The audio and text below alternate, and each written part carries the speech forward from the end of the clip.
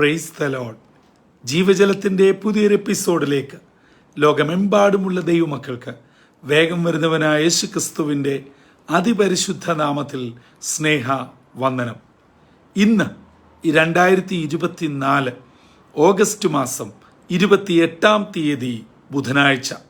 സ്വർഗത്തിലെ ദൈവത്തിൻ്റെ വലിയ കൃപയാൽ നാം ഏവരും ഒരു പുതുദിനത്തിലേക്ക് പ്രവേശിച്ചിരിക്കുന്നു.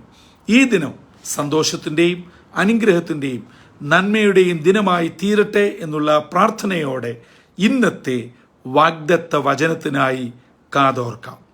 ഇന്ന് ജീവജലത്തിൽ കൂടി പ്രോമിസ് വേഴ്സായി നമുക്ക് ലഭിച്ചിരിക്കുന്നത് വിശുദ്ധ ലൂക്കോസ് എഴുതിയ സുവിശേഷം 4-ാം അധ്യായം 42-ാം വാക്യം. സെയിന്റ് ലൂക്ക് ചാപ്റ്റർ 4 വേഴ്സ് 42 നാം ഇപ്രകാരം വായിക്കുന്നു. നേരം വെളുത്തപ്പോൾ അവൻ പുറപ്പെട്ട് ഒരു വിജന സ്ഥലത്തേക്ക് പോയി.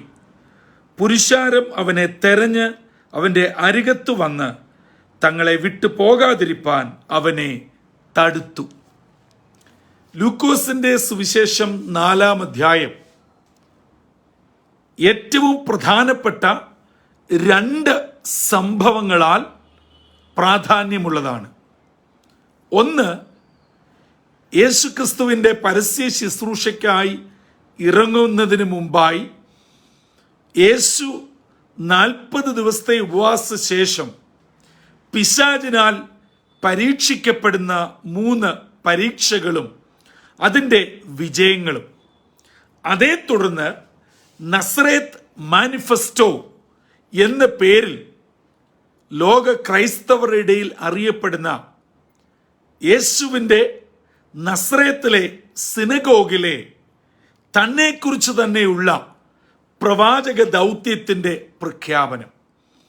അതിനുശേഷം തൻ്റെ പരസ്യ ശുശ്രൂഷയിലേക്ക് യേശു ഇറങ്ങുകയാണ്. അങ്ങനെ താൻ പലയിടങ്ങളിലായി ശുശ്രൂഷിക്കുന്നു. ഗലീലയിലെ ഒരു പ്രധാനപ്പെട്ട സാമ്പത്തിക വ്യാപാര ഉന്നതമായ നിലയിൽ നിന്ന പ്രദേശമാണ് കപ്പർനഹൂം. അവിടെ സിനഗോഗിൽ വന്ന് പ്രസംഗിക്കുകയും അനേകർക്ക് സൗഖ്യം കൊടുക്കുകയും ചെയ്തു. അത് അനേകരിൽ ചലനം ഉണ്ടാക്കി. പത്രോസിന്റെ അമ്മാവിയമ്മ വളരെ രോഗബാധിതയായി കിടന്നു. അവിടെ ഒരു വിടുതൽ കൊടുക്കുന്നു. യേശുവിൻ്റെ അടുക്കൽ അനേകർ അറിഞ്ഞും കേട്ടും കണ്ടും അനുഭവിച്ചും വിടുതലിനായി അടുത്തു വരികയാണ്. പലരെയും യേശു ശാസിക്കുമ്പോൾ പല അശുദ്ധാത്മാക്കളും ഭൂതങ്ങളും അലറി വിട്ടുപോകുന്നുണ്ട്. യേശു ആരാണ് എന്ന് ജനങ്ങൾക്കറിയത്തില്ല എങ്കിലും ഭൂതങ്ങൾക്കറിയാം ഈ വ്യക്തി ആരാണെന്ന്. അതുകൊണ്ട് യേശു അവയെ ശാസിക്കുമ്പോൾ താൻ ആരാണെന്ന് വെളിപ്പെടുത്താതിരിക്കാൻ അമർച്ചയായി കൽപ്പിച്ച് ശാസിച്ച് അവയെ അയക്കുകയാണ്. അങ്ങനെ ഒരു ദിനം നേരം വെളുത്തപ്പോൾ യേശു നിർജ്ജനമായ സ്ഥലത്ത് ചെന്നിരിക്കുകയാണ്. നാം വേദപുസ്തകം വായിക്കുമ്പോൾ യേശു പല സന്ദർഭങ്ങളിലും നിർജ്ജനമായ സ്ഥലത്ത് ഒറ്റയ്ക്ക് പോയിരുന്ന് പ്രാർത്ഥിച്ചതായി നാം കാണുന്നു. എന്നാൽ യേശു നിർജ്ജനമായ സ്ഥലത്ത്, വിജനമായ പ്രദേശത്ത് ഒറ്റയ്ക്കിരിക്കുമ്പോൾ ജനങ്ങൾ യേശുവിനെ തിരഞ്ഞു പിടിച്ച് യേശുവിൻ്റെ അടുക്കൽ ചെല്ലുകയും തങ്ങളുടെ പട്ടണത്തിൽ നിന്നും തങ്ങളുടെ പ്രദേശത്തു നിന്നും യേശു പോകാതിരിപ്പാൻ അവര് യേശുവിനെ തടുക്കുകയും ചെയ്തു.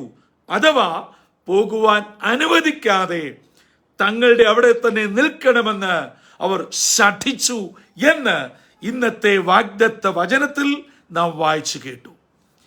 ഇന്നത്തെ വചനത്തിൽ നിന്നും നമുക്ക് ലഭിക്കുന്ന സന്ദേശം മറ്റൊന്നുമല്ല. യേശു നമ്മുടെ ജീവിതം, നമ്മുടെ ഭവനം, നമ്മുടെ ദൈവാലയം, നമ്മുടെ ആരാധനാലയം, നമ്മുടെ ദേശം വിട്ടു പോകുവാൻ അനുവദിക്കരുത്. യേശു പോകുന്നതിൻ്റെ കാരണം എന്താണ്? യേശു അവരോട് പറയുന്നുണ്ട്, എനിക്ക് മറ്റു ഊരുകളിലും എന്നെ അയച്ചവന്റെ ശുശ്രൂഷ ചെയ്യണം. അത് യേശുവിന്റെ പരസ്യ ശുശ്രൂഷ വേളയിൽ. എന്നാൽ ഇന്ന് യേശു എന്തുകൊണ്ടാണ് എന്നെ വിട്ട്, എൻ്റെ ഭവനം വിട്ട്, എൻ്റെ കൂട്ടായ്മ വിട്ട്, എൻ്റെ ആരാധനാലയം വിട്ടു പോകുന്നത്? യേശുവിന് ഇരിക്കുവാൻ, നിൽക്കുവാൻ, കണ്ടിന്യൂ ചെയ്യുവാൻ പറ്റാത്ത അവസ്ഥ നമ്മുടെ ഭവനത്തിൽ, നമ്മുടെ ആരാധനാലയത്തിലുണ്ടെങ്കിൽ നിശ്ചയമായും യേശു നമ്മെ വിട്ട് പോകും. അതുകൊണ്ട് ജീവജലം കേട്ടുകൊണ്ടിരിക്കുന്ന പ്രിയ ദൈവജനമേ, ഒരു കാരണവശാലും യേശു നമ്മെ വിട്ടു പോകുവാൻ അനുവദിക്കരുത്. യേശു നമ്മിൽ നിന്നും വിട്ടുപോയാൽ അനുഗ്രഹം പോയി, വിടുതൽ പോയി, നന്മ പോയി. നിത്യജീവനിൽ എത്തേണ്ട ആ വഴി, വാതിൽ അടഞ്ഞു പോകും. ആകയാൽ ഈ ബുധനാഴ്ച രാവിലെ ജീവിതത്തിൻ്റെ വിവിധങ്ങളായിട്ടുള്ള സങ്കടങ്ങൾ, ഭാരങ്ങൾ, വിഷമതകൾ, അത് പലതിനെ ചൊല്ലിയുണ്ട്. പല കാരണങ്ങൾ എൻ്റെയും നിങ്ങളുടെയും ജീവിതത്തിലുണ്ട്. എന്തുമായിക്കൊള്ളട്ടെ, നമ്മുടെ വിഷയത്തിന് വിടുതൽ തരാതെ, മോചനം ലഭിക്കാതെ യേശു നമ്മിൽ നിന്നും വിട്ടുപോകുവാൻ അനുവദിക്കരുത്. അല്പം കൂടെ ലളിതമായി പറഞ്ഞാൽ, യേശു നമ്മോടുകൂടെ എപ്പോഴും വസിക്കത്തക്കവണ്ണം യേശുവിന് വസിക്കാവുന്ന ഒരു ഭവനമാക്കി, ഒരു ജീവിതമാക്കി, ഒരു ജീവിത പടകാക്കി എന്നെയും നിങ്ങളെയും നാം ഓരോരുത്തരും ഒരുക്കിയെടുക്കണം. അതിന് വിപരീതമായിട്ടുള്ള ജീവിതത്തിന്റെ കുറവുകളെ ദൈവസന്നിധിയിൽ നമുക്ക് പരിപൂർണമായി സമർപ്പിക്കാം, ഏറ്റുപറഞ്ഞ് എന്നേക്കുമായി ഉപേക്ഷിക്കാം. മത്തായിയുടെ സുവിശേഷത്തിൽ പ്രവാചകൻ പറഞ്ഞത് വീണ്ടും ഏറ്റെടുത്ത് പറഞ്ഞിരിക്കുന്നു. കന്യക ഗർഭിണിയായി ഒരു മകനെ പ്രസവിക്കും, അവന് ദൈവം നമ്മോട് കൂടെ എന്നർത്ഥമുള്ള ഇമ്മാനുവേൽ എന്ന് പേർ വിളിക്കപ്പെടും. ദൈവം നമ്മോടുകൂടെ, എന്നോടുകൂടെ, എൻ്റെ മകനോടുകൂടെ, എൻ്റെ മകളോടുകൂടെ ഇരിക്കുവാൻ ആഗ്രഹിക്കുന്നു. എന്നാൽ ദൈവം നമ്മോട് കൂടെ സദാ ഇരിക്കുവാൻ പറ്റാത്തതായ എന്തെങ്കിലും ജീവിതത്തിന്റെ പോരായ്മകളുണ്ടെങ്കിൽ ഈ പ്രഭാതത്തിൽ ഏറ്റുപറയുക. എന്നിട്ട് അതെ, ഈ കഫർനഹൂം ഗലീല ദേശക്കാർ ചെയ്തതുപോലെ തങ്ങളുടെ അതിർ വിട്ട് പോകാതിരിപ്പാൻ അവർ യേശുവിനെ തടഞ്ഞു. ഇന്ന് യേശു നമ്മെ വിട്ട് പോകരുത്.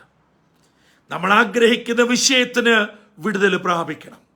നിങ്ങളുടെ മക്കളുടെ വിഷയത്തിന്, ഭർത്താവിന്റെ വിഷയത്തിന്, ഭാര്യയുടെ വിഷയത്തിന്, കുടുംബ വിഷയത്തിന്, ബിസിനസ് സംബന്ധമായ വിഷയങ്ങൾക്ക്, കടബാധ്യതകൾ, ബാങ്ക്രപ്റ്റുകൾ, ജീവിതത്തിന്റെ നിരവധി അനവധി പ്രശ്നങ്ങൾ, ഇവയ്ക്കൊക്കെ ഏക ഉത്തരം നമ്മുടെ കർത്താവ്. ആകയാൽ ആ കർത്താവിനെ നമ്മുടെ ജീവിതത്തിൽ സദാ നിലനിർത്തേണ്ടത് എൻ്റെയും നിങ്ങളുടെയും ആവശ്യമാണ്. യേശു നമ്മോടുകൂടെ എപ്പോഴും ഇരിക്കാതെ വണ്ണം ഏതെങ്കിലും കുറവുവശങ്ങൾ, പോരായ്മകൾ, തിന്മവശങ്ങൾ ഉണ്ടെങ്കിൽ നമ്മെ തന്നെ പരിപൂർണമായി ദൈവകരങ്ങൾ താഴ്ത്തി ഏൽപ്പിക്കാം, കുറവുകളെ സമർപ്പിക്കാം. അപ്പാ, അവിടുന്ന് എന്നെ വിട്ട് പോകരുത്, എന്നോട് കൂടെ ഇരിക്കണം. എന്നെ പ്രശ്നത്തിൽ നടുക്കാക്കി എൻ്റെ കുറവിനാൽ അവിടുന്ന് എന്നെ ഇട്ട് പോകരുത്. അങ്ങനെ പരിപൂർണമായി സമർപ്പിച്ചുകൊണ്ട് പ്രാർത്ഥനയോടുകൂടി ഇന്നത്തെ ദിനം നമുക്ക് ആരംഭിക്കാം. ഞാൻ വളരെ പ്രാർത്ഥനയോടെ, ആഗ്രഹത്തോടെ ജീവജലത്തിന്റെ ശ്രോതാക്കളോട് പറയുന്നു, നമുക്കൊന്നിച്ച് പ്രാർത്ഥിക്കാം. കർത്താവേ, അടിയനെ വിട്ട്, എൻ്റെ കുടുംബത്തെ വിട്ട്, എൻ്റെ മക്കളെ വിട്ട്, എൻ്റെ ബിസിനസ് സ്ഥാപനത്തെ വിട്ട്, എൻ്റെ കൂട്ടായ്മയെ വിട്ട്, എൻ്റെ ജോലിയെ വിട്ട് അവിടുന്ന് പോകരുത്. അവിടുന്ന് ഉണ്ടായിരിക്കണം. എനിക്ക് അങ്ങേ ആവശ്യമുണ്ട്. അവിടുന്ന് എൻ്റെ ജീവിതത്തിൽ ഇടപെടണം. നമുക്ക് ഒന്നിച്ചു ചേർന്ന് പ്രാർത്ഥിച്ച് ദൈവകൃപ പ്രാപിച്ച് വിടുതലോടുകൂടി കർത്താവിനെ സേവിപ്പാനും കർത്താവിനെ സ്നേഹിപ്പാനും നിത്യതയുടെ തുറമുഖത്ത് യുഗായുഗങ്ങൾ ഒന്നിച്ചു വസിപ്പാനും സർവശക്തനായ ദൈവം നമ്മെ ഏവരെയും ഒരുക്കട്ടെ.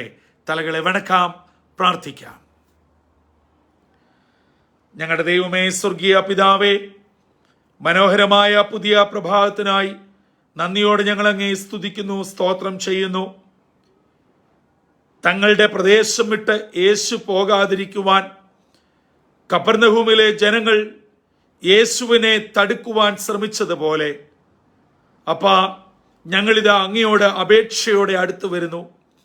ഞങ്ങളുടെ കുറവുകളോ പോരായ്മകളോ ഞങ്ങളുടെ ജീവിതത്തിൽ നിന്ന് വീഴ്ചകളോ അവിടുന്ന് ഞങ്ങളെ വിട്ടുപോകുവാൻ ഇടയാവരുതേ.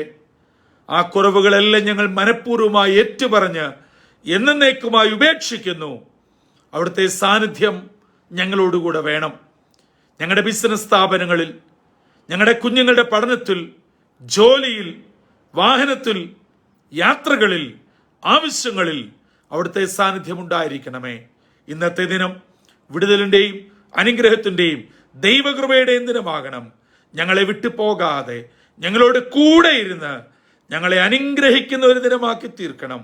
സർവ്വ നന്മകളാലും നിറച്ചാട്ട് യേശുവിൻ നാമത്തിൽ അപേക്ഷിക്കുന്നു. കൃപയോടെ കേൾക്കുമാറാകണമേ. ആമീൻ, ആമീൻ, ആമീൻ. പ്രിയ സഹോദരങ്ങളെ, യേശു നമ്മെ വിട്ട് പോകരുത്. യേശു പോകാതിരിപ്പാൻ നാം കഴിവുള്ളിടത്തോളം കർത്താവിനെ നമ്മിൽ നിലനിർത്തുവാൻ വേണ്ടത് ചെയ്യുക. അതിന് വിപരീതമായിട്ടുള്ള എല്ലാ പോരായ്മകളും ഏറ്റുപറഞ്ഞുപേക്ഷിച്ച് യേശുവിനെ കൂടെ നിർത്തുക, യേശുവിൻ്റെ കൂടെയാവുക. അങ്ങനെ വിടുതലും അനുഗ്രഹവും പ്രാപിക്കുന്ന ഒരു നല്ല ദിനമായി ഇന്നത്തെ ദിനം തീരട്ടെ. അതിന് സ്വർഗത്തിലെ ദൈവം നമ്മെ ഏവരെയും ഒരുക്കുകയും ചെയ്യട്ടെ. കർത്തൃ ശുശ്രൂഷയിൽ നിങ്ങൾക്കൊപ്പം brother Santhosh Kodukulanji. God bless you all.